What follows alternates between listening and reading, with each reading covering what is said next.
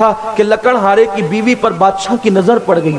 اس نے سوچا اتنی خوبصورت بیوی لکڑہارے کے پاس کیوں ہے, میرے پاس کیوں نہیں ہے؟ بادشاہ ہو کر بھی میرے پاس خوبصورت عورتیں تو ہیں لیکن اتنی خوبصورت نہیں ہے جتنی اس کے پاس ہے. وہ ظالم لوٹا اور لوٹ کر کے اس کے محل میں جو سب سے بوڑھی کنیز تھی, اس کنیز کو اس نے کہا کہ کسی طرح لکڑہارے میں اور اس کی بیوی میں جدائی پیدا کر دو, کیونکہ میں اس سے نکاح کرنا چاہتا ہوں, اس سے شادی کرنا چاہتا ہوں. میری بہنیں بہت توجہ کے ساتھ اور آپ بھی سنیں. وہ بوڑھی کنیز آئی, گھر میں بیٹھ گئی. یہ بھی آپ سے عرض کرنا چاہتا ہوں, کچھ عورتیں جو ہوتی ہیں نا, جن کی عادت ہوتی ہے اس کے گھر سے نکلی پھر وہاں بیٹھی, اس کے گھر سے نکلی پھر وہاں بیٹھی, پھر اس کے گھر سے نکلی پھر وہاں بیٹھی, یعنی جن عورتوں کو کوئی کام نہیں ہوتا, ان کا کام ہی دن بھر کا یہ ہوتا ہے کہ یہاں بیٹھ یہاں بیٹھ یہاں بیٹھ. ایسی عورتوں کو گھر میں نہ آنے دے. اسلام نے ایسی عورتوں کو گھر میں آنے سے منع فرمایا ہے. جو عورتیں صرف گھروں میں پھرتی ہے ان کو گھر میں نہ آنے دے. اگر ان کو برا لگتا ہے تو 1000 بار برا لگے, ایسی عورتیں گھروں کو توڑنے کا سبب بن جاتی ہیں. اس لیے کہ جس نے بات ہی کرنا ہے, صرف بات کرنا ہے, تو وہ فتنے ہی کی بات کرے گا, اور جس کو کوئی کام نہیں ہوتا ہے وہی فتنہ کھڑا کرتا ہے.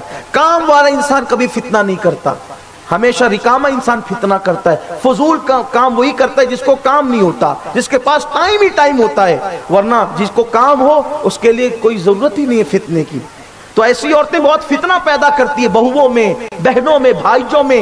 ایسے لوگوں کو گھر نہ آنے دیا جائے, اور یوں بھی بے ضرورت کسی کو اپنے گھر میں نہ آنے دیا جائے. عورتوں کے لیے حکم یہ ہے, اگر کوئی عورت آتی ضرورت کے مطابق آئے, بیٹھ کر کے چلی جائے. بے ضرورت آنے لگے تو اس سے ادب کے ساتھ معذرت کر لیں, آپ نہ آیا کریں, ہمارے گھر میں اس کی اجازت نہیں ہے. یہ اخلاق کے خلاف نہیں ہے, یہ کردار کے خلاف نہیں ہے. اس لیے کہ جان بچانے کے لیے اگر معاذ اللہ کوئی ہاتھ پیر مارے اور کسی کو لگ جائے تو یہ بدتمیزی نہیں ہوتی ہے, بلکہ یہ تدبیر ہے.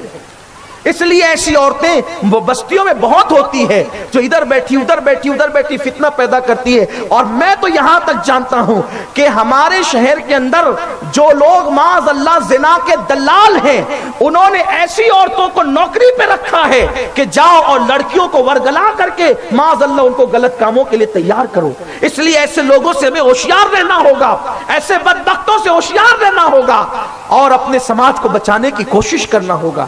زنا کے اڈوں کو بہت آباد کیا جا رہا ہے, زنا کو رواج دیا جا رہا ہے.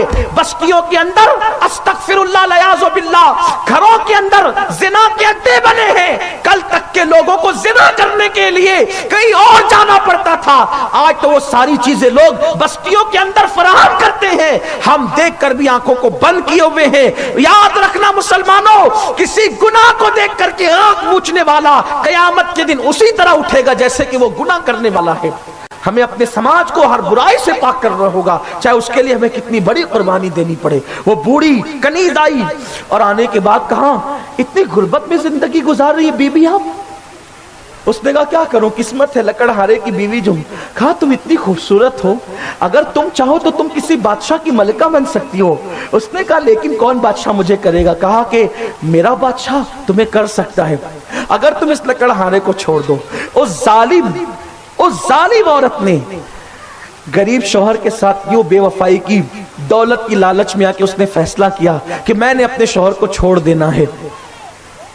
اس نے لکڑہارا جیسی گھر آیا رویہ بدل گیا, تلخیاں ہونے لگی, جھگڑے ہونے لگے, زگ زگ ہونے لگی, نہ کھانا دینا نہ پانی دینا, پہلے جیسا پیار نہ رہا, محبت نہ رہی. لکڑہارے کو جب یوں لگا اب نباہ نہیں ہو سکتا, اس نے کہا کہ بیگم جب آپ مجھے پیار نہیں دے سکتی, مجھ سے پیار نہیں لے سکتی, مجھ سے بات نہیں کر سکتی, میری سن نہیں سکتی, تو پھر ایک گھر میں رہنے کا مطلب کیا ہے, جدائی نہ ہو جائے. اس نے کہا شوق سے, اس لیے کہ وہ پہلے سے کہیں معاملہ طے کر چکی تھی. اس نے کہا شوق سے. اللہ اکبر اللہ اکبر اللہ اکبر الیاذ باللہ, اس نے طلاق دے دیا. غریب لکڑہارے کو چند دنوں کے بعد پتا چلا کہ عدت گزارنے کے بعد اس کی بیوی کا نکاح بادشاہ کے ساتھ ہو گیا ہے.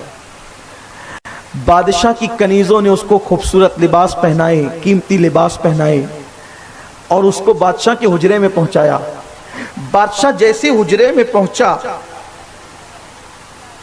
جب بادشاہ نے اس کی طرف ہاتھ بڑھایا تو بادشاہ کے بدن پہ بھی پھالج لگ گیا, اور اس عورت کے بدن پہ بھی فالج لگ گیا. اس دور کے نبی پر اللہ نے وحی نازل فرمائی کہ ایک لکڑہارے کا گھر اجاڑ کر یہ اپنا گھر بسانا چاہتے تھے، اس لیے اللہ نے ان کو بھی خوش نہیں رہنے دیا، ان سے بھی خوشیاں چھین لے. نہ وہ یہاں کی رہی نہ وہ وہاں کی رہی، نہ غریب کی بیوی رہی نہ بادشاہ کی بیوی رہی، دونوں طرف سے اس کا معاملہ ختم ہو گیا. اس لیے میں اپنی قوم کی بیٹیوں سے کہتا ہوں، قسمت ہے، تقدیر ہے، اگر کبھی غریب شوہر مل جائے کوئی بات نہیں.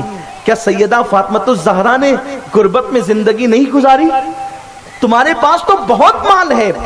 آج کوئی عورت پیٹ پہ پتھر نہیں باندھتی، آج کوئی مرد پیٹ پہ پتھر نہیں باندھتا.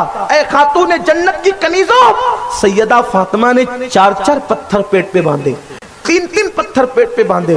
بیماری میں دوا تو دور کی بات، بیماری میں بھی فاقہ کشی کی. تو جب تمہاری غربت تمہیں پریشان کرے اور حیا کا سودا کرنے پہ مجبور کرے تو میں قوم کی بیٹیوں سے کہتا ہوں اس وقت سیدہ فاطمہ کی فاقہ کشی کو یاد کر لینا، اللہ تمہیں ہمت اور حوصلہ عطا کرے گا. اور اپنی حیا کی حفاظت کرنا. اور مسلمان بھائی میرے جو موجود ہیں ان سے کہتا ہوں کہ کبھی بیوی کو اپنے سے جدا نہیں کرنا، کبھی ان پہ ظلم نہیں کرنا، کبھی ان پہ زیادتی نہیں کرنا، کبھی ان کو طلاق نہیں دینا. ہاں جن صورتوں میں اسلام نے طلاق دینے کی اجازت دی ہے وہ الگ بات ہے کہ معاذ اللہ استغفر اللہ الیاذ باللہ اگر کسی کی بیوی زنا کرتے ہوئے پکڑی گئی تب اسلام کہتا ہے کہ اس کو چھوڑ دیا جائے. جب تک ایسی صورتحال پیدا نہ ہو اس وقت تک شوہر کو چاہیے کہ وہ اپنی بیوی کو طلاق نہ دیا کرے، نباہ کی کوشش کیا کرے. اللہ تبارک و تعالی ہم سب کو توفیق عطا فرمائے، سب کی ازدواجی زندگی کو اللہ خوشگوار بنائے.